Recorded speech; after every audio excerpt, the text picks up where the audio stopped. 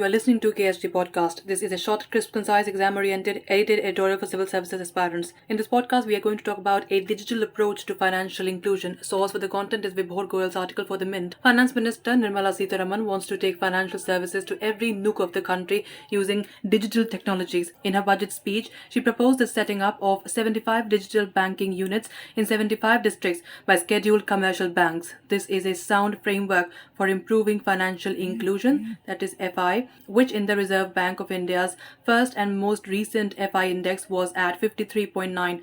The budget proposal also ties in nicely with 75 years of India's independence. However, the finance minister could have embraced the Olympics motto and set targets that are faster, higher and stronger.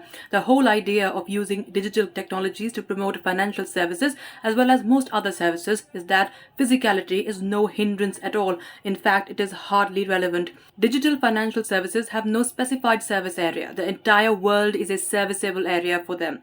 Uday Kotak, the head of Kotak Mahindra Bank, succinctly describes the impact of the technological revolution as geography is history. When it comes to touchpoints, digital financial services, which brings products and services to users' mobile phones, are like instant messaging. For potential, look no further than WhatsApp's 2 billion active users worldwide, of which nearly 500 million are in India. The country has 600 million smartphones, adding 25 million more every quarter, and the highest monthly mobile data consumption rate in the world at 12 gigabytes per user per month. So when we think about taking digital financial services to every corner of India, we can easily think of taking it to 75 million people or 750 million instead of 75 districts. In fact, we can stop thinking of absolute numbers and set a target of giving 100% of the eligible population access to formal financial channels. It is possible if everyone in the ecosystem, policymakers, regulators, and the new age digital players appreciate one another's role and works towards a common goal. Now let's talk about the startup way. Financial inclusion is a priority on the agenda of governments around the world. If individuals and businesses have access to useful and affordable financial services and products, they provide a boost to economic activity and growth. It also improves the quality of everyday life by helping people plan for long-term well-being as well as short-term emergencies. That is why financial inclusion has been identified as an enabler for 7 of the United Nations 17 Sustainable Development Goals, which provide a blueprint for a better and more sustainable future for all. The first step to increase financial inclusion is to provide people with access to banking. That is why the government of India has pushed ahead with the Pradhan Mantri Dhan Yojana, which has so far banked 445.8 million beneficiaries. The logical next step is to move the focus from access to usage, which is where digital technologies become crucial. India has been widely hailed for the development and adoption of financial technologies or fintech. This year's budget seeks to leverage this further as it lists promotion of a digital economy and fintech as one of the goals for Amrit Kaal, which the finance minister termed as futuristic and inclusive.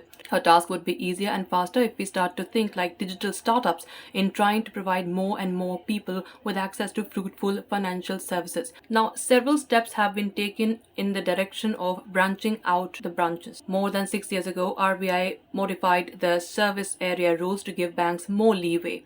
Niti Aayog, the government's think tank, has presented a roadmap for introduction of full-stack digital banks. However, physical branches remain the centerpiece of regulatory approach. That is driven by sound logic. When it comes to trusting someone with their money, consumers prefer those who have a wide network of physical establishments and people. But the benefits of innovative products and services enabled by digital technologies might soon match the assurance of physical infrastructure. This has been proven worldwide in the aftermath of the financial crisis that led to the emergence of technology-driven challenger banks. Neobanks, in particular, take the front end of financial services to a much higher level by increasing the speed of services and reducing friction.